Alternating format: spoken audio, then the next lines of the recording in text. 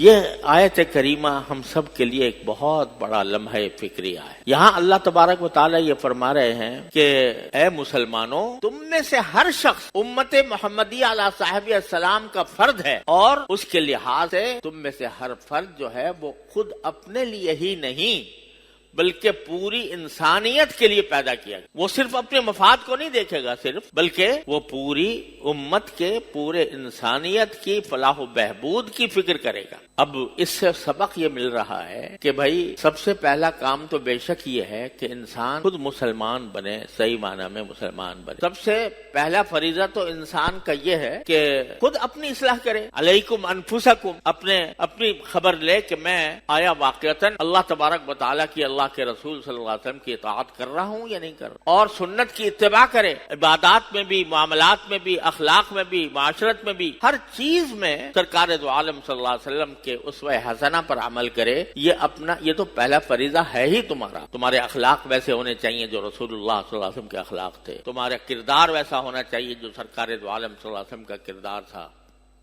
تمہاری عبادتیں ویسی ہونی چاہیے، تمہارے معاملات ایسے ہونے چاہیے۔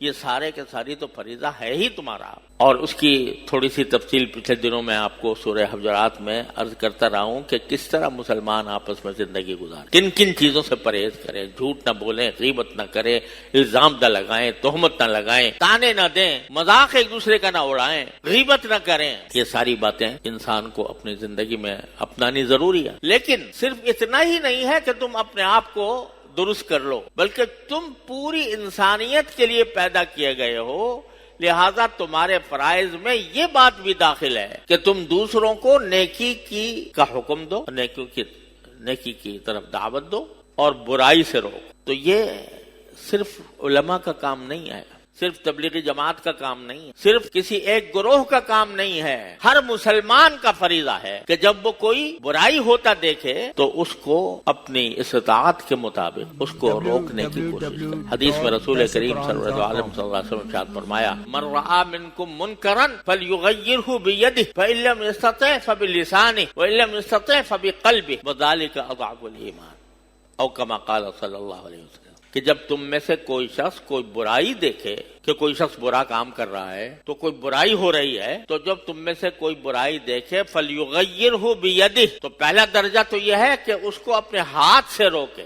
اگر استطاعت ہے تو ہاتھ سے روکے۔ استطاعت کا مطلب یہ ہے کہ اس کا مخاطب ہیں وہ لوگ جن کو کسی زندگی کے کسی دائرے میں اقتدار حاصل، اگر حاکم ہے اس کو پورے ملک پر، پوری قوم پر اقتدار حاصل، تو اس کا فریضہ یہ ہے کہ کوئی منکر ہو رہا ہے، کوئی برائی ہو رہی ہے تو ہاتھ سے روکے۔ یا کسی کو اگر اپنے گھر پر اقتدار حاصل ہے، کوئی اپنے گھر کا سربراہ ہے اور گھر میں کوئی برائی ہوتے دیکھتا ہے، تو اس کا فرض ہے کہ وہ اپنے ہاتھ سے اس کو روکے۔ اور یہ فرمایا کہ فَإِن لَّمْ يَسْتَطِعْ فَبِلِسَانِهِ، کوئی ادارے کا سربراہ ہے، اس ادارے میں کوئی خرابی ہو رہی ہے تو اس سربراہ کا فرض ہے کہ ہاتھ سے روکے۔ اور اگر اقتدار نہیں، استطاعت نہیں، تو اگر کوئی برائی ہوتے دیکھ رہا ہے فَلْيُغَيِّرْهُ بِلِسَانِهِ، تو اپنی زبان سے اس کو ختم کرنے کی کوشش، یعنی کم از کم نصیحت کرے، اس سے کہے بھائی یہ کام برا ہے، یہ ناجائز ہے، آپ اس سے بچو، اللہ تعالیٰ اس سے ناراض ہوں گے، قیامت میں تمہیں اس کا جواب دینا پڑے گا، اللہ بچائے اس گناہ کا خمیازہ تمہیں آخرت میں جا کر بھگتنا۔ تو فَلْيُغَيِّرْهُ بِلِسَانِهِ، اپنی زبان سے اس کو بدلنے کی کوشش کرو، اس کی اصلاح کی کوشش۔ فَإِن لَّمْ يَسْتَطِعْ، اور اگر کوئی ایسی مصیبت، مجبوری کی حالت آ جائے کہ زبان سے کسی برائی کے اوپر نکیر کرنا بھی انسان کے لیے ممکن نہ رہے، اس کی طاقت سے باہر ہو جائے، اندیشہ ہے کہ اگر میں زبان سے کہوں گا یہ مجھے مار ڈالے گا یا مجھے کوئی نقصان پہنچائے گا جو میرے لیے قابل برداشت نہیں ہوگا، تو پھر کم از کم دل سے تو برا۔ یہ 3 درجات بیان فرمائے نبی کریم صلی اللہ علیہ وسلم۔ اس میں خوب سمجھ لیجئے کہ یہ درجات اسی طرح ہیں جس طرح میں نے بیان۔ پہلا درجہ جو ہے ہاتھ سے روکنا، یہ ہے صاحب اقتدار کے لیے، جس کو کہیں اقتدار حاصل، چاہے ملک کا اقتدار ہو، چاہے ادارے کا اقتدار ہو، چاہے اپنے گھر کا اقتدار۔ ہر آدمی کے لیے نہیں ہے یہ کہ وہ جا کے اپنے ہاتھ سے روکے، اس کا ہر انسان اس کا مکلف نہیں۔ آپ یعنی جب باہر نکلتے ہیں تو پتہ نہیں کتنے منکرات سامنے آتے ہیں، اللہ بجائے اوریانی ہے، فحاشی ہے، سینما ہے، خدا جانے کیا کیا ہے، فحاشی بے پردہ عورتوں کی تصویریں لگی ہوئی ہیں. تو اب ہمارے یہ فریضہ اللہ تعالیٰ نے افراد پر عائد نہیں کیا کہ تم جا کے ہاتھ سے اتار دو یا ہاتھ سے اس کو بگاڑ دو. یہ فریضہ ہر انسان، عامی انسان کے اوپر عائد نہیں. یہ فریضہ کس پر؟ اصحاب اقتدار، کہ وہ یہ ہاتھ سے اس کو روک. اس لیے کہ اگر یہ حکم دے دیا جاتا کہ ہر آدمی جس چیز کو منکر سمجھے وہ اپنے ہاتھ سے جا کے اس کو ختم کر دے تو ایک لاقانونیت پھیل جائے، ایک انارکی پھیل جائے، انتشار ہو جائے. اور شریعت سب سے زیادہ جس چیز کو برا سمجھتی ہے وہ مسلمانوں میں انتشار، اس کو سب سے زیادہ برا سمجھتی. لڑائی جھگڑا تصادم، اس کو برا سمجھتی ہے. یہ سب سے زیادہ خطرناک چیز. لہذا جب کوئی، ہر ایک انسان کا کام نہیں کہ ہاتھ سے روکے.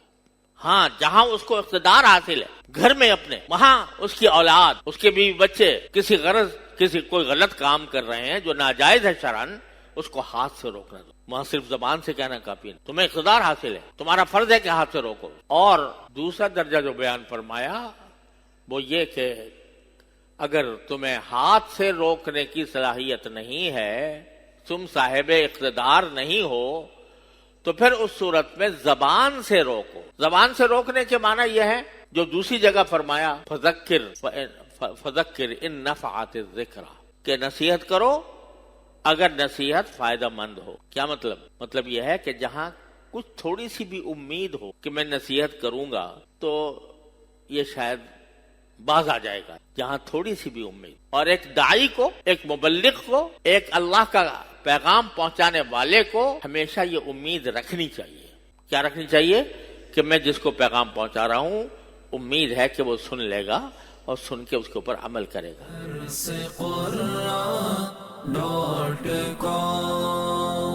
www.darsequran.com